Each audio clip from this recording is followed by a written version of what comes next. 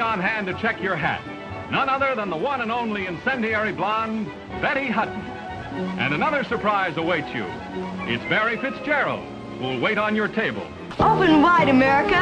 Burger Chef's got thick, juicy, terrific burgers for you. Imagine biting into a juicy steak, the flavors exploding on your tongue, or the first crispy fry that satisfies your craving. Taste, a sensation that transcends time, has been the cornerstone of some of the most iconic restaurants in history. From the glamorous nights at the Stork Club to the comforting familiarity of Howard Johnson's, each bite told a story. Each flavor marked an era. These legendary eateries didn't just serve food, they served experiences, memories, and a taste of history. Join us as we embark on a culinary journey through time, savoring the tales of restaurants that once tantalized the taste buds of generations. First, the Stork Club. The Stork Club, a New York City icon. The Stork Club was a quintessential part of New York City's social scene from 1929 to 1965. This legendary restaurant and nightclub was a magnet for celebrities and socialites, offering a blend of cocktails, steak dinners, and nights filled with dancing. The club was founded by Sherman Billingsley, who envisioned a place where the elite could mingle and enjoy themselves. Celebrity hotspot, the Stork Club was renowned for its celebrity clientele. Stars like Frank Sinatra, Marilyn Monroe, and Jackie Gleason were regulars. The club's exclusivity and glamour made it a must-visit destination for anyone in New York City. The club's iconic status was further cemented by its mention in numerous films and literary works, including Ernest Hemingway's The Sun Also Rises. Closure and legacy, the Stork Club closed its doors in 1965, marking the end of an era. Although there were talks of relocating the club, Sherman Billingsley's death shortly after the closure put an end to those plans. The iconic building that housed the Stork Club was later demolished and transformed into Paley Park, a serene green space in the heart of the city. Despite its closure, the Stork Club remains a symbol of the glamour and excitement of New York City's past. Minnie Pearl's Fried Chicken, founded in 1966 by John J. Hooker, this fast food franchise was designed to rival KFC, using a similar model and hiring comedic actress Minnie Pearl as its spokesperson. This strategy led to rapid expansion and success. Minnie Pearl's popularity made the chain instantly recognizable, and its classic fried chicken menu and strategic locations further bolstered its growth. As the chain grew, Hooker decided to take the company public to raise capital for further expansion. The initial public offering, IPO, was met with enthusiasm, but it also attracted the attention of the Securities and Exchange Commission, SEC. An investigation revealed questionable accounting practices and a lack of transparency in the company's financial reporting. The SEC's findings eroded investor confidence and damaged the chain's reputation. Customers began to question the brand's integrity, leading to a decline in sales. The financial health of Minnie Pearl's Fried Chicken deteriorated rapidly, and the chain closed its doors in 1968, just 2 years after its founding. Minnie Pearl's Fried Chicken teaches entrepreneurs the importance of ethical accounting and the power of marketing. Its success was undermined by a lack of integrity, highlighting the challenges in a competitive market. Despite its brief run, the chain left an impact on the fast food industry. Toot Shores Restaurant. Toot Shores was famous for its celebrity patrons and classic American menu featuring steak and baked potatoes. The ambience was sophisticated yet welcoming, with a decor that exuded old-world charm. The combination of excellent food, impeccable service, and an unparalleled atmosphere made Toot Shores a unique dining experience. The restaurant's heyday ended in 1971 when the building was seized for unpaid taxes. Although Toot Shore attempted to reopen a year later, it never regained its former glory. Despite its closure, Toot Shores remains a symbol of New York City's glamorous past, intertwined with the city's rich cultural history. Toot Shore's success was built on its ability to attract high-profile clientele, highlighting the importance of exclusivity and celebrity appeal. Its downfall underscores the challenges of sustaining success, especially in the face of financial difficulties and changing social trends. Toot Shores Restaurant was a legendary New York City hotspot that defined an era of glamour and celebrity. Its rise to fame and eventual closure serve as a reminder of the power of exclusivity and the challenges of maintaining success in a dynamic industry. Despite its brief existence, Toot's shores left an indelible mark on the city's cultural landscape. The original McDonald's. McDonald's, now a global giant with over 37,000 restaurants, began as a humble drive-in in San Bernardino, California, in 1948. Founded by brothers Richard and Maurice McDonald, this location marked the birth of fast food as we know it. The McDonald brothers introduced the speedy service system, focusing on efficiency and quick service. Their menu featured hamburgers, cheeseburgers, fries, and shakes, all prepared rapidly and consistently. In 1954, franchise agent Ray Kroc visited the drive-in and was impressed by its operation. He partnered with the brothers to franchise the concept nationwide. In 1961, Kroc bought out the brothers for $2.7 million, gaining full control of the company and the McDonald's name. With the sale, the original McDonald's drive-in lost its namesake. The building was demolished in 1971, but its legacy lived on. Restaurateur Albert Okura turned the site into an unofficial museum for the chain. The museum features a replica of the original drive-in, complete with vintage signage and memorabilia. Visitors can explore the history of McDonald's from its early days to its current global status. The original McDonald's drive-in may no longer exist, but its influence is undeniable. The innovations introduced by the McDonald brothers have become industry standards, shaping the fast food industry as we know it today. While the original McDonald's drive-in is no longer a McDonald's restaurant, its legacy lives on. The site, now an unofficial museum, serves as a reminder of the chain's humble beginnings and its profound impact on the fast food industry. Despite the changes over the years, McDonald's continues to be a global phenomenon, with its roots firmly planted in the history of fast food. Howard Johnson's. In the early 1920s, a business owner by the name of Howard Johnson started a restaurant chain featuring a soda fountain and fresh lunches for travelers along a major highway. His restaurant exploded in popularity, and it quickly became one of the largest restaurant chains in the country. It didn't take too long for the restaurant's dedication to fresh ingredients, classic American food, and great service to pay off. Howard Johnson's rapidly expanded to over 400 different locations, including a number of hotels and outposts. By the 1950s and 1960s, Howard Johnson's became virtually synonymous with family-friendly dining across the country, all-American restaurant fare, and being the restaurant under the orange roof. Howard Johnson's success as a restaurant chain can be attributed to its simple but highly varied menu.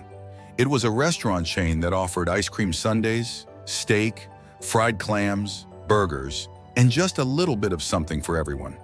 The food was notoriously high quality, and it also happened to be one of the first sit-down restaurants that remained affordable for families of all sizes. By the 1970s, the restaurant's popularity had peaked. However, it was the menu's variety and serving style that also led to its downfall. During the 1970s, fast food restaurant chains like McDonald's exploded onto the scene. The cheap food and lightning-quick service ushered in a trend that quickly made Howard Johnson's seem overpriced and obsolete. By the 1980s, restaurants also began to specialize in a particular type of food. Chi-Chi's, for example, specialized in Mexican fare, while Bennigan's was allegedly Irish cuisine. Howard Johnson's menu variety made it impossible to specialize, which ended up also hurting sales numbers. Unfortunately, Hojo never quite was able to recover from its downfall in popularity, and restaurants began to shutter. As of 2013, only 3 restaurants bore the Howard Johnson's name. In 2017, the last Howard Johnson's restaurant closed its doors and went up for sale, marking the end of an era. All that is left of the Howard Johnson's name is a series of hotels, all boasting the same orange roof as the diners once did. As a result, one of the earliest restaurant chains also now is one of the latest restaurant chains that no longer exist. Sambos. Sambos is one of those restaurants that is truly a relic of the past, and a prime example of how far we've come in terms of tolerance, manners, and tact. Awkwardly named after owners Sam Battistone Sr. and Newell Burnett, Sambos was a pancake house that had over 1,100 different locations by the late 1970s. As anyone today would most likely guess, Sambos' downfall could be seen in its awkward and derogatory name. The chain itself started in 1957, and by 1959, the owners realized that their name coincidentally also was featured in a children's book called The Story of Little Black Sambo. which is just as filled with stereotypes as you'd expect. Rather than consider the potential of being offensive, Battistone and Burnett chose to capitalize on the coincidence. They printed menus featuring a dark-skinned boy, a tiger companion, and a light-skinned man called the Tree Friend. One would think that alone would make most marketers give pause, considering the dialogue about civil rights being broached throughout the country. But no, this was not the case. To make matters even worse, dinners involved names like Mama Mumbo and Papa Jumbo. Is it really surprising that Sambos is among many restaurant chains that no longer exist? By the early 1960s, it became clear that using a coincidentally racist name with intentionally racist pictures as advertising probably wasn't a good idea. As a result, they switched their mascot to a light-skinned boy in a turban. Though protests began to boil during the 60s, Battistone and Burnett believed that they could gloss over the obvious racism in their marketing. By the 1970s, it became clear that they couldn't do this. Multiple black communities opened lawsuits against the restaurant chain due to the obvious tie to the racial slur in the company's name. Soon, many communities either refused to grant permits to Sambos chains or refused to allow them to continue business in city limits. The pancake houses began to get rebranded as the Jolly Tiger, wherever backlash was seen. More backlash started to happen, which quickly spelled the beginning of the end. With every rename attempt and every attempt to refresh company finances, more stores shuttered or were bought up by other chains. By 1982, all but one Sambos restaurant was closed, thereby making the chain no longer a chain. With most chain restaurants that no longer exist, it's hard to determine what closed them down without research. With Sambos, on the other hand, it's fairly obvious. Even so, it's shocking to think that this once had more locations than many other chain restaurants today. McDonald's has taken down quite a few competitors during its rise to becoming the most popular fast food chain in the world. You may have heard of Burger King and White Castle, but did you know that there was another, now defunct restaurant chain that had the golden arches shaking in their shoes? During the 1950s and 1960s, McDonald's biggest competitor wasn't any name you'd recognize today. It was actually a chain called Burger Chef, and it was started by the General Electric Company. GE's bid to get its corporate foot into the restaurant world was sparked after McDonald's, and other fast food chains proved that people loved getting their meals as quickly and cheaply as possible. In an attempt to outdo current chains, General Electric created restaurant technology that could grill up 800 burgers per hour, as well as a shake machine that was similarly prolific. Technologically speaking, it was one of the most innovative fast food franchises of the 60s. More impressively, Burger Chef was the first chain that actually started the tradition of giving kids a toy with their meal, and also was the first chain to offer up flame-broiled burgers. The first wave of Burger Chef restaurants were an instant success, and within a matter of years, the chain expanded to over 1,200 different locations across the country. Only McDonald's had more locations at the time, and only by about 400 more stores. However, it seemed like overexpansion and a lack of quality was what ended up killing Burger Chef. The chain was bought by General Foods and then slowly started to decline in profitability. Most of this was because General Foods made a major error in negotiating with franchise owners, which left them taking very little share of the profits that each franchise owned. With General Foods not finding the chain profitable enough to continue expansion, they sold the chain off, and the restaurants all became Hardee's. Just like that, the entire chain vanished. Now it's one of many fast food restaurant chains that no longer exist, and is regularly cited as one of the few competitors that could have toppled the McDonald's juggernaut in its prime. Essie's original hot dog shop, affectionately known as the O or the Dirty O, was a renowned restaurant in Pittsburgh's Oakland neighborhood. Opened in June 1960 by Sidney Sid and Morris Moe Simon, it was initially named House of Beef, later changing to the original Franks and Burgers, before settling on the original hot dog shop. Sid eventually became the full owner, and in 2000, Essies was added to the name in memory of Sid's wife, Esther. In the mid-2000s, Sid's children, Terry Camposano and Bruce Simon, took over management. The restaurant was famous for its hot dogs and generous portions of French fries, although it also offered sandwiches, salads, and pizza. Its hot dogs were ranked 4th best in America by Gourmet magazine in 2001, and the New York Times listed it among the nation's top hot dog spots in 2002.